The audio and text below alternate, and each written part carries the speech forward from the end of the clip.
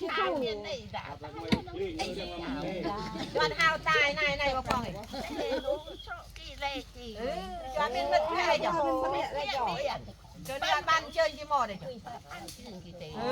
มันแอ่นี่แอ่บ้านแอ่นี่ แต่มันเคยเตี้ยนะจังมันโดดตุ่ม เ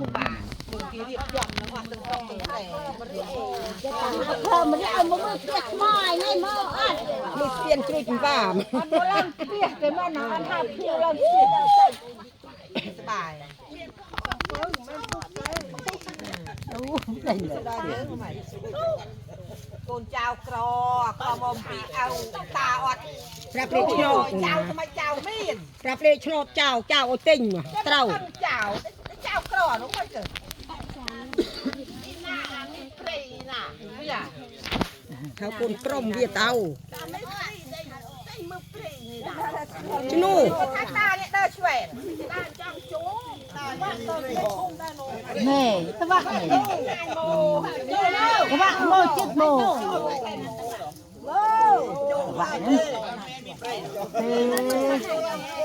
มีปรีเวียกมาหนูเต้นมานำนี่หนูมีปรีตีอันนี้เติมไม่ได้โมอันนี้ปรับโมเปรียบบ้านโมเต้จ้าโอ้เจ้ากัดเชียงลีตีก็ตะก้าน้ำนี่มันได้ไว้ที่ไม่ที่จับอด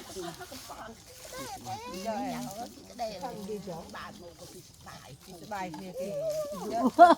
ไอ้ยุบเลย หนาเมียนโมได้เลย ดู เราเบอร์บอกเราเบอร์บอกเราเบอร์บอกคุณที่ตรีค่ะเพิ่งเงื่อนเอ็ดโอ้จ้าการแชร์ สบายกับมันโจ้จัดเนื้อตั้งไล่เองมุ้ยนะหนูเชื่อมเอ็งความจุยโอ้ยจับตะโน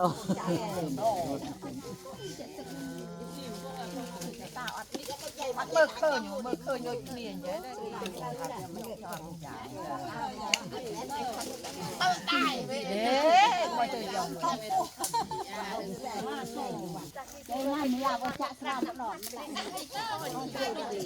อาบ้านปรับไปเต้ากรอยไปอ่อย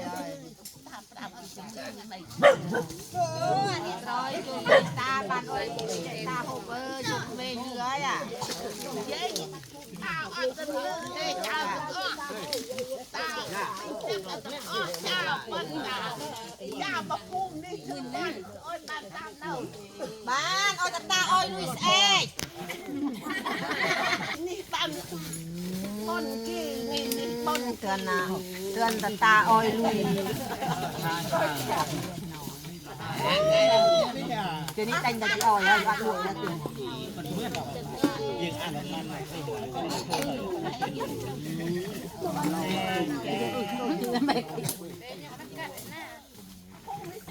เจ้าได้จังอ้อยโกนเจ้ามาพุ่มไปเธออ้อยเธออะไรนะไอ้นี่เองว่าเธอนี่ไอ้นี่ย้อยชอบเนาอีกหน่อยนะเฮ้ยอ่ะขี้เคลียลวกเคลียป้าหน้าเนี่ยชัวแก่เฮ้ยเจ้าจะพูดท่านเจ้าคนนี้รถเจ้าเต่าช่วยน้องคุ้มเดี๋ยวเนี่ยเต่าตัวอ้อยเดี๋ยวเต่าโอ้เจ้าใส่ยาทำน้ำแข็งแม่ยาร้อยแต่ลูกแกดูไว้แต่ยังจะหลอก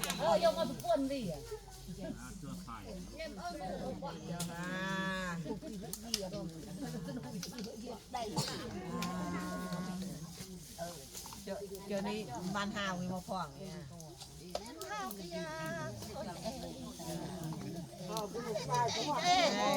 ยาวกรอโรยอัดทึกอัดเทือมเหมือนบ้าน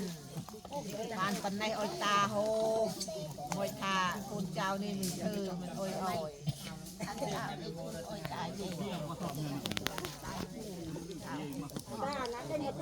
สบายเลื้อยอ่ะตาใส่ต้องง่ายนะตาเราใส่แหนมนะตาบูได้ใส่บ้างเพื่อนอ้อยนะตาแซ่น่ะ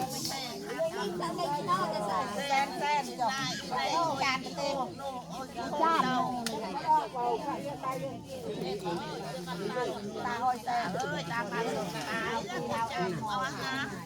ตาช่วยมาตาเตี้ยแต่น่ะเราได้จะจำยุ่งได้จ้ะเด้นายรันเจ้าไปตาก็โทรไปหน่อยตาคงแดงคนบ้านน่ะหรอไม่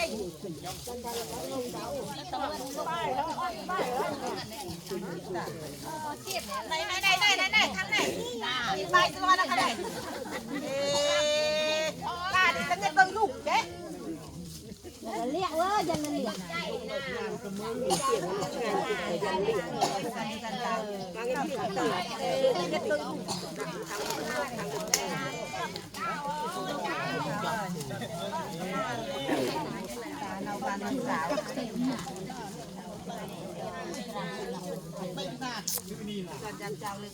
น่ารักเปรี้ยวเว้ยเจ๊รักเปรี้ยว เรียกออดโน่นน่ะนู่นหลักเรียนในหนองเดียวรอบกันที่รอบปากเชื่อม เบิดลุงโลเสื่อม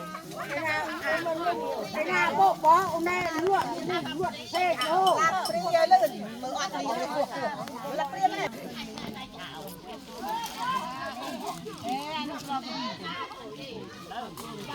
ตักปลายกระดาษนุ่มจ้ะนี่นุ่มไปเจาะนี่นุ่มไปเจาะนี่ตะเกียโอ้ตาเลยเจ๊ได้นุ่มกอยเจ๊เจ๊ตะหัวอันนี้ตะปะอันนี้ตะกรีนี่ตะกรีกันนี่ตะกรีจ้าพ่อ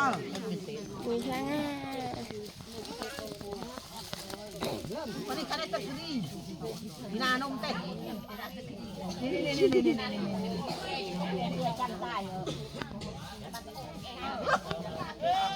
ี่นาติกลอนี่เราเปิด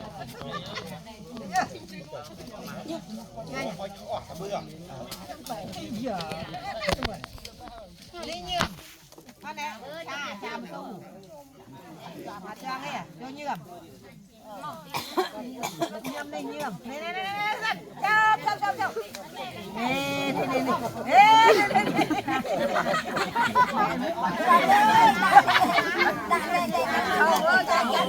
โอ้ยคนละตายเจ้ามันน่าวิลาลูกนี่เจ้าได้เองเจ้าเรื่องจริงเรื่องจีเปิ้ลอ่ะตาสุดแล้ว ตาลูกลูกตาฉันจ้ะ ท่าโอ้ยไปท่าปอ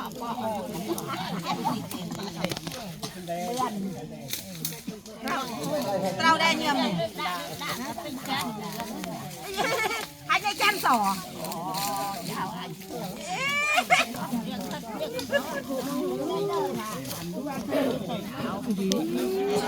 เยี่ยมกาตาวมั้ย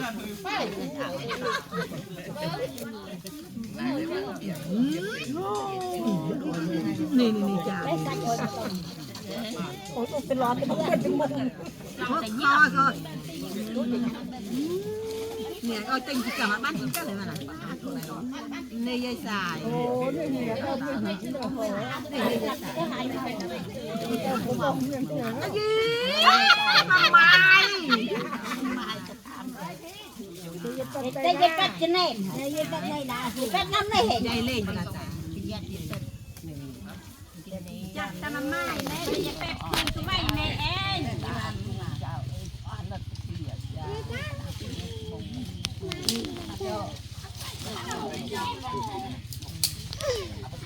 าเรียนมาได้